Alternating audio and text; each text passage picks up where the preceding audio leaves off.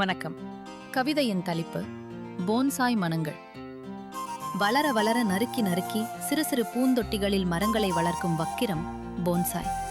வளராது குறுகிப் போனவை அத்தொட்டிகளின் மரங்கள் மட்டுமல்ல, அதை வளர்க்கும் மனிதரின் மனங்களும் தாம். மண்ணின் ஆழம் காண துளைக்கும் வேர்களும் விண்ணின் உயரமளக்க வளரும் கிளைகளும் வெட்டுண்டு ஊனமான மரங்கள் மனிதரால் மாற்றுத்திறனாளியானவை போன்சாய் எனும் பெயரில். ததாய்மடி மண்ணில் தாய்ப்பாலாய் ஊறும் நீரை உந்து வளரா சவலை பிள்ளைகள் போன்சாய். 20 அடி மரத்தை ஈரடியில் வளர்க்கும் போன்சாய் மரங்களுக்கு எதிரான வன்முறை அடக்குமுறை அழகு எனும் போர்வையில். ஆலமரம் தொடங்கி ஆரஞ்சு ஆப்பிள் என எல்லா மரங்களும் பூத்து குலுங்குகின்றன, காய்த்து தொங்குகின்றன, கனிந்து உதிர்கின்றன தொட்டிகளில். இனிவரும் சந்ததிகளாவது ஊனமின்றி வளருமா என ஏங்கி.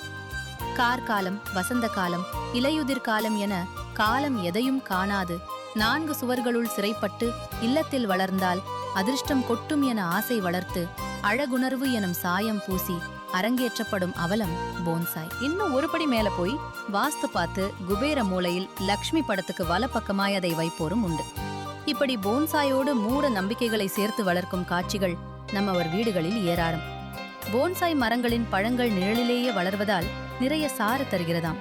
சாறு அல்ல அது, அவை தேக்கி வைத்த கண்ணீர். வளர்ப்போருக்கு தெரிவதில்லை அது.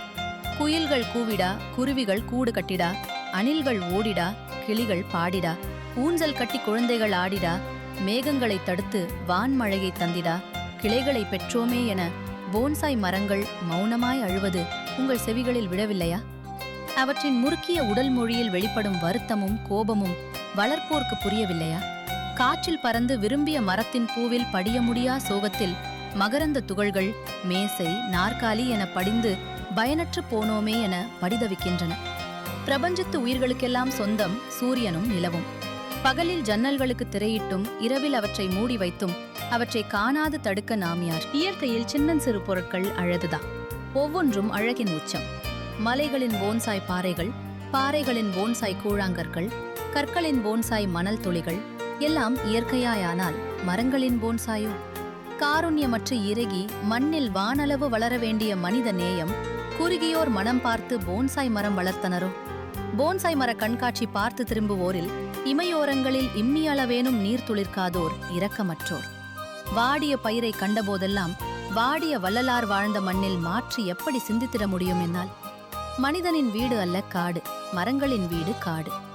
ஆக்கம் ஆதிசக்திவேல். மிக்க நன்றி.